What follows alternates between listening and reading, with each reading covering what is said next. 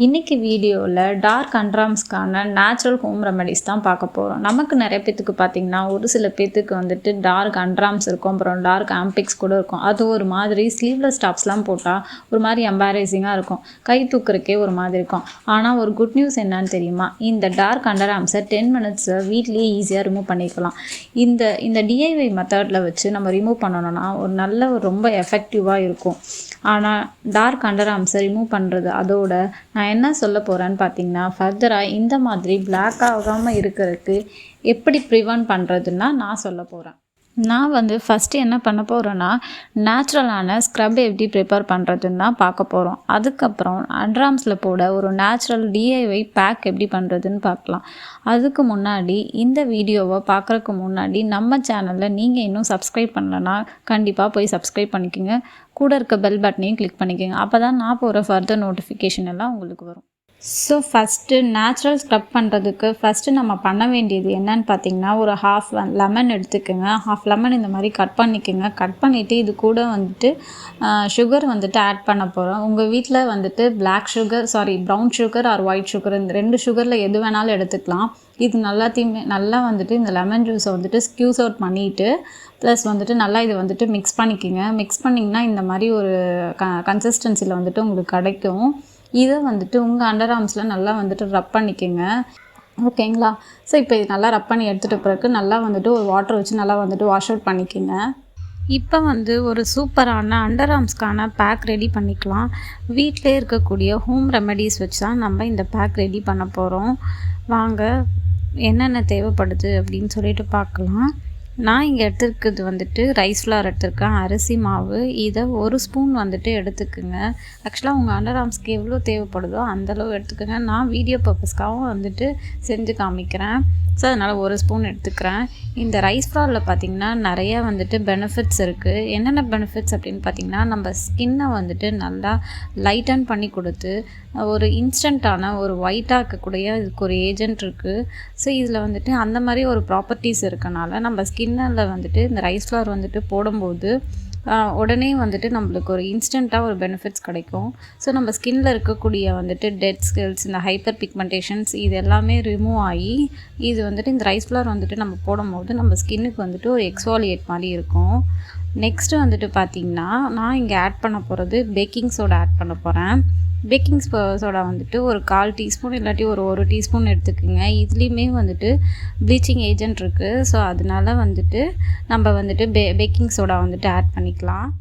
Next நான் இதில் ஒரு பிஞ்ச் டர்மரிக் ஆட் பண்ணிக்கிறேன். டர்மரிக் எதுக்கு ஆட் பண்ணுறேன் அப்படின்னா ஆன்டி ஆக்சைட் இருக்குது. ஸோ அதனால டர்மரிக் ஆட் பண்ணிக்கிறேன். இதில் டர்மரிக்கில் நிறைய இன்னும் காம்போனன்ட்ஸ்லாம் கூட அதிகமாக இருக்கும்.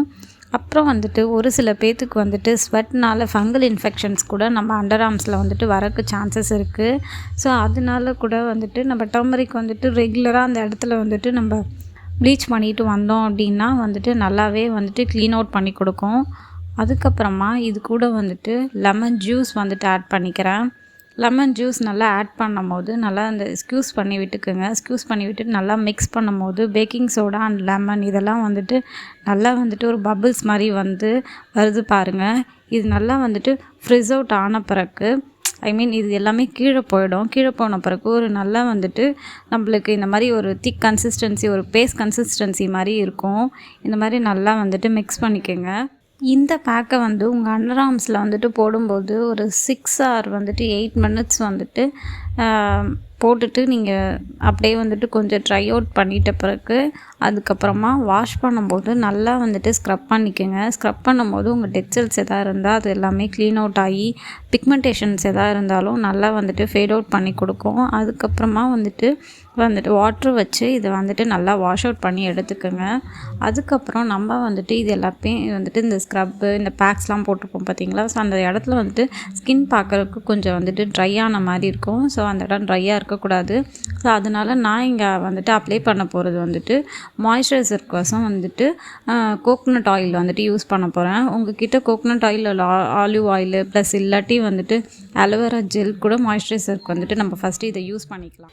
எதனால வந்துட்டு அண்டர்ஆர்ம்ஸ் பிளாக் ஆகுது அப்படின்னு பார்த்தீங்கன்னா, நான் ஏற்கனவே சொன்ன மாதிரி டைட்டான ட்ரெஸ்ஸஸ் வந்துட்டு யூஸ் பண்ணால் வந்துட்டு அண்டர்ஆர்ம்ஸ் பிளாக் ஆகும். ஒரு சில பேர்த்துக்கு வந்துட்டு ஓவர் வெயிட்டில் இருப்பாங்க, அதனால கூட வந்துட்டு அண்டர்ஆர்ம்ஸ் வந்துட்டு பிளாக் ஆகிறதுக்கு வந்துட்டு சான்சஸ் இருக்குது. ப்ளஸ் வந்துட்டு ஹார்மோனல் இன்பேலன்ஸாக இருந்தாலும் வந்துட்டு பிளாக் ஆகிறதுக்கு சான்சஸ் இருக்குது. ஒரு சில பேர் வந்துட்டு டியோட்ரன்ஸ் வந்துட்டு அதிகமாக யூஸ் பண்ணுவாங்க.